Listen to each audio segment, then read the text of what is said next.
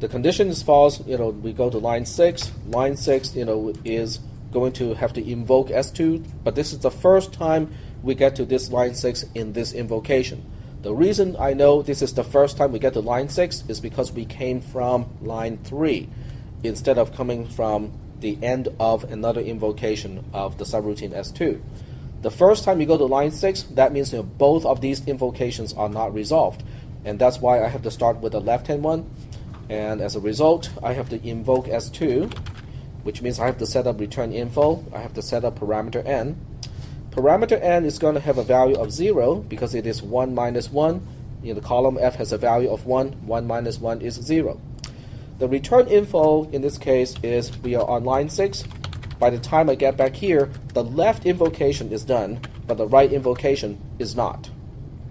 So that's why we have the return info set up like this. Are we okay with this concept? Okay. Once we set up all these columns, we continue execution on line 3. Line 3, once again, is checking the value of n to see if it is 0. And this time it is true because column H has a value of 0. That means we go to line 4.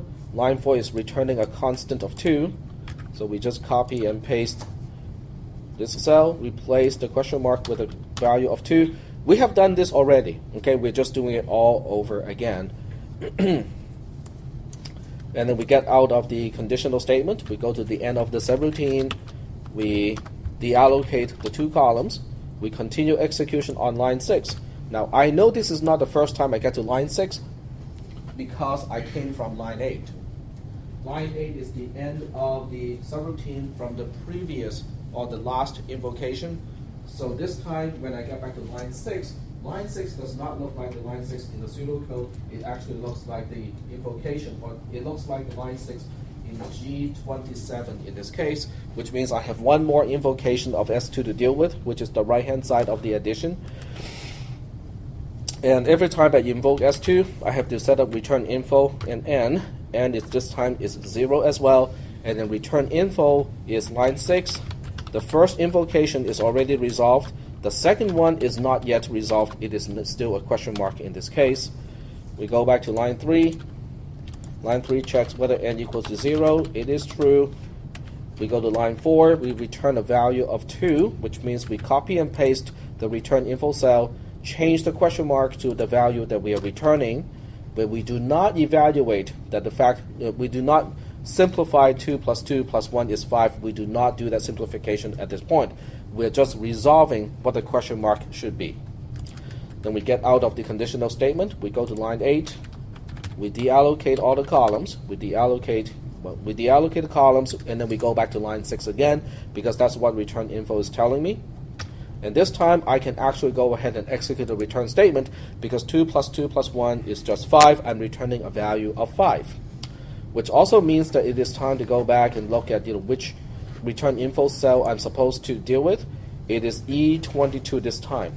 So I go to E22, I copy, I paste, I change the question mark to 5 here, and that's it. That's all I have to do for the return statement.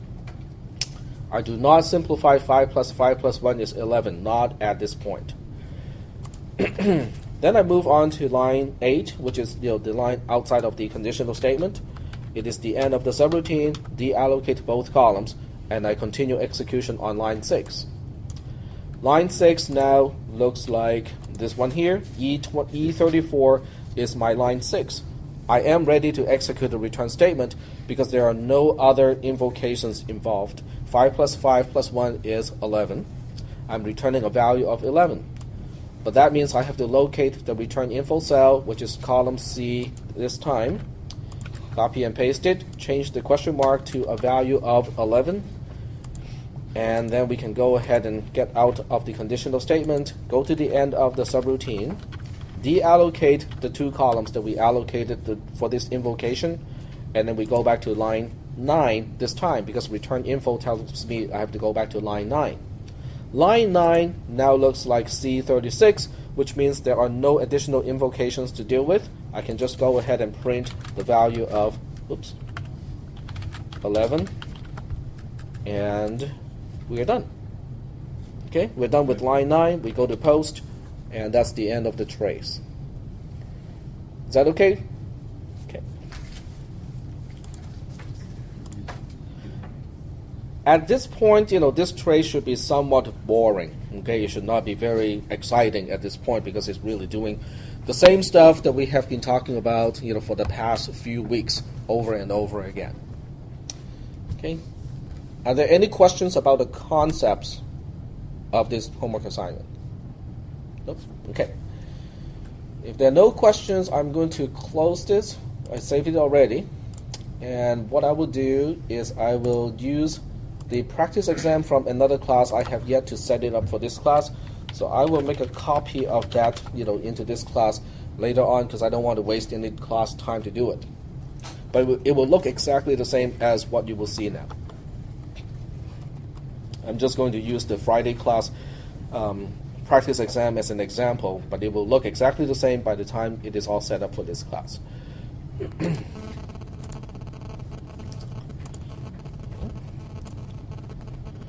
It will also be located here. In other words, it will be at the very end. The last topic of Moodle will have the practice exam. I have set up the practice exam, or in this class, I will set up the practice exam so that you guys can reattempt as many times as you want. And I do recommend everyone to attempt it at least once so that you know the interface of taking an exam online using Moodle. Okay, because one big obstacle for this class, which have been taking exams on paper so far, is how do I use Moodle to take an exam? How do I turn in, an answer for one question and then move on to the next one, stuff like that. What button to press and what buttons not to press. Yep. Will the computer automatically grade them, or are you still doing that through the grade? Oh, I have to grade everything manually. There's no way I can set it up to be automatic. If I set it up to be automatic, it's going to be like all or none. I can do that, to match up the columns and the cells, exactly. But you guys don't want to go that way. That would not be good. So when you take an exam, it will look like this. It will display one question at a time. Okay, it won't display all 5 questions because that would just be even more confusing. The question is going to look exactly like your homework assignment. Download the file, trace it in Sheets 2, and turn it back in. Exactly like what you have to do with the homework assignment. And it has an upload interface that looks like the upload interface of your homework assignment. So as far as this part is concerned, if you know how to turn in your homework assignment, you know how to deal with the questions in the exam already. The only thing you have to be careful about is it needs time to upload the file. So you don't want to wait until the very last minute or last second to upload the file. Make sure you have enough time to upload the files that you have done already. Okay, so that's one thing you have to remember. During the actual exam, on the title bar, it will also show you how much time you have left. Okay, there's a countdown timer starting from 120 minutes, and it will count down. It will give you an approximation of how much time is remaining, but it is not going to be 100% accurate. The accuracy is not because of the Moodle server, it is because the clock on your PC drifts. Okay, over a period of say 30 minutes, it will miss by at least a few seconds. Okay, so don't use that time as an absolute indicator. Use that time as an indicator of, okay, I have approximately say 15 minutes remaining. If you just look at it in intervals of minutes, it should still be okay. But don't look at a second because that's not accurate. All right. There are a few buttons here. Okay, some buttons you can click, and some buttons you should not click. But Moodle does give you a second chance to get out if you press a button accidentally. You can press the Save Without Submitting button as many times as you want. It won't do any damage. Okay. In other words, you click it, it will just try to save your answer for this particular question again. You can switch to another question. Okay, switching to questions will automatically save the answer to the one that you switch from. Okay, so that's perfectly safe as well. You won't have start again because in the final exam, in the actual final exam, you only have one attempt. So that means you won't have start again. This button will be gone. The one button you have to be extra careful about is submit all and finish. Okay. When you click that button, it means that you are ready to leave the lab and call it a day. Okay? Fortunately, Moodle will ask you again. Moodle will ask you, you're about to close this attempt. Once you close the attempt, you will no longer be able to change your answers. Okay? So make sure you read the dialog box before you click OK, because if you do, that's the end. Okay? I cannot let people who come back in and change the answers after this point. Is that understood so far? Okay. And in the case that you are not ready to go out yet, you just hit cancel and you can continue with the test with whatever amount of time is remaining. Any questions up to this point about the interface? Yeah? So, say I upload question 1, I go to like question 4, I realize I did something wrong in question 1. You can re-upload. Yep. You can resubmit as many times as you want, just like with the homework assignment. But be careful, because Moodle only keeps the last file that you upload. So it overwrites, the last file that you upload overwrites, the previous one. So you have to be careful which one you're uploading. Okay, so let's go ahead and try to answer this question. Both as a demonstration of how to answer a question in the test, and also the concepts involved in answering this question. So the first thing I would do is either to click it or right-click it, depending on the browser, also behavior of the browser. In this one, I can either save it or open it directly. Either way works. It depends on your habit. Okay, some people have a habit of, I want to save it first, open it separately. Some people want to open it and then save it as inside the application. So this part is entirely up to you to decide how you want to do it. Since you guys have been doing the homework assignments, you already know what way works and what way does not work. Okay, so my recommendation is to save it not to a temp folder on the hard drive on the machines, but bring your own flash drive, your own thumb drives, to the lab, and save the file onto your own thumb drive. There's a reason to it. One, you will have a copy of your answer, after the test. So that's really nice, because you know exactly what you turned in during the test. The second one has to do with what if Internet Explorer crashes? What if Firefox crashes? What if the whole machine crashes? Well, if you save it onto your own thumb drive, you unplug the thumb drive, you move on to the next computer, you log in back into Moodle. Moodle will continue the test. There's no problem, of logging in again and continue the same test. Moodle will let you do it. The question is, do you have the file that you were working on?